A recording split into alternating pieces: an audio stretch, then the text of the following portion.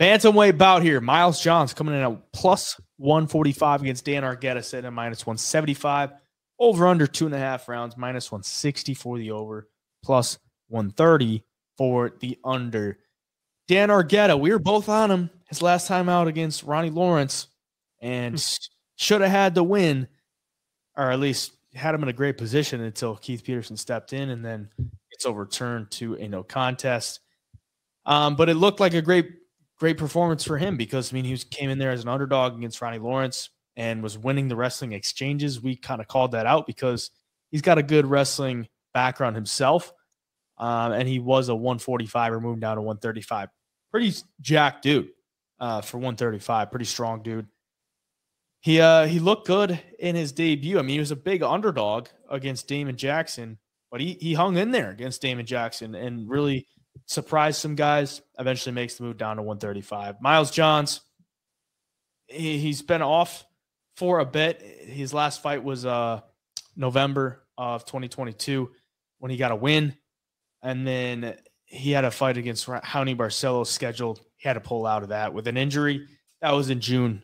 And now he's back here trying to get a fight against Dan Argueta. So for him, he's 4-2 in the UFC.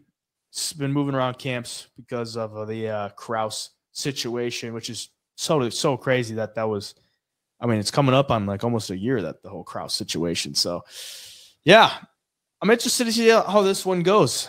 What are you thinking?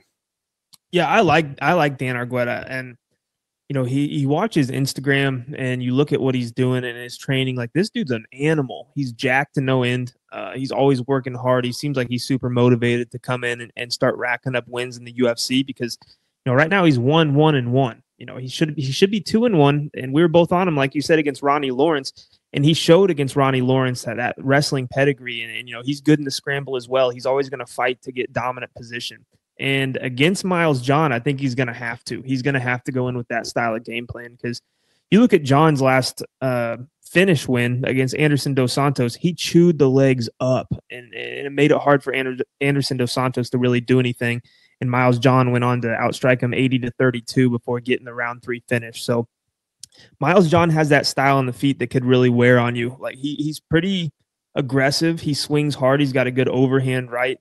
But when you're a wrestler and you need that lead leg to really be explosive and get takedowns, Miles John's pretty good at taking that weapon away or taking that away from you, taking that explosiveness with the kicks.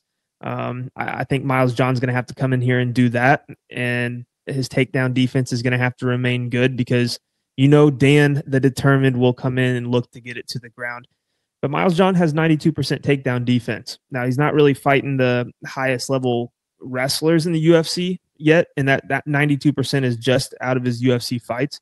So I think this will be his first true test against a guy who has the ability to take him down, and we'll see how he responds and how he works back to his feet if he's able to. But I really did like what I saw out of Dan Argueta in his last fight against Ronnie Lawrence. He's going to be my pick, but I just hope the gas doesn't go because he fights, you know, he burns pretty hot there early, and if he slows down and gets tired going into the later rounds here, I think Miles John will have some in the tank, and he might make him pay for that on the feet. Yeah, I think you nailed it on the head. I like Dan Argueta in this fight too. He's got to have success with the wrestling. If he doesn't, I don't think Miles Johnson's crazy good on the feet, but I do think, you know, once your plan A fails, how do you respond to that?